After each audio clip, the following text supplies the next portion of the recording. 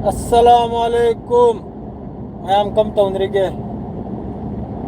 Nasi din nong thildo ina live se dum thok chram amni kana gum lai betare ge dei wa khalle leram ngane ti ta je de. Am badaw ji kharama masjid ta leram ngani kharama thabak ta leram ngani. Adu akko live se thok chrak pani nalum khaktang mic si panjal bana fanni mare mawong si. Yamna interesting oi ba pawang tani da mayam da tahallam ge. So tamnate fatherland support to umu khay jo khajitang hara walam ge adradi paw duso dum makha ta ajram ge mic sem tang hapchal khige ko mayam waro bi ade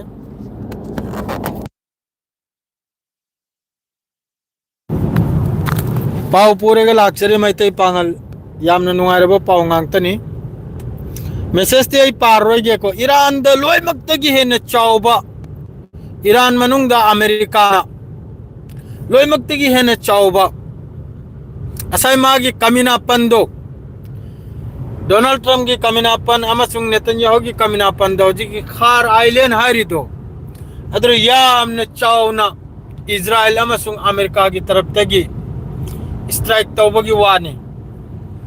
kayam sok pano kayam nuksan hoy gramno kayam toirimno hojuk phawba Iran gi taraf tagi adu kumba khar hoji ki island sida Iran की island लगता है के दीप चिंग मचामा other Iran की IRGC सुलाई अदुग लोइने ना Iran की मखोई की oil facility अमा facility other लोइने खोई की लैरिमनी अदुदा असाई की मा की कमीना पंदो डोनाल्ड ट्रम्प की खंगी बरने लांसिंग नमद्रबनी ना अदर दी असाई फादरलैंड सपोर्ट और ममा खाई दिसु खोंगलत्रे ने हंदक मरक्सिदी फादरलैंड की सपोर्टर मखाई उदरे ने हंदक कमेंट कर पे तो मधु उदरे ने मांग रहे ने असाई की लंका बजाय रमनी ने मांग दे याद बा अदु को मफम दिदा अमेरिका की मिक्ते है ने और वे स्ट्राइक तो की बगी मतुंग दा ईरान की तरफ तगी आईना लैरिबे लमसिदा असिदा मखोई की बेसम लई अदु की मथक्ता मखोई की एयरक्राफ्ट रिफ्यूलिंग अदुगुम्बा जहाज मंगा तो इखरे मैं हम दिलाव ठोकरो तो इखरे आईना सपोर्ट तो रदी खुला होने सपोर्ट तो गनिमनी लोने सपोर्ट तो बंदे या कोई फुल सपोर्ट नहीं ईरान की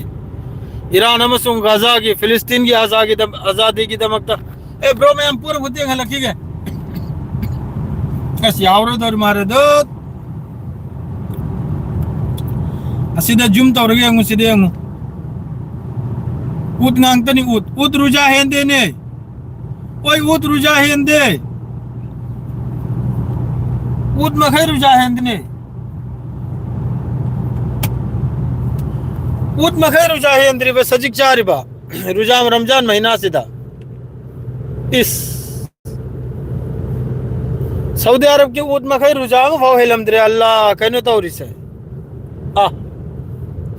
रुजा इलम द्रिमनी सजिक चादर ले नहीं ना आते तई थी सीधे दी कोई की जानवर से उद्रमनी ना एनिमल से उद्रमनी ना माना सजिक चारम भाई दे कनुम खल्लू रे करी रुजा इंद्रिम ना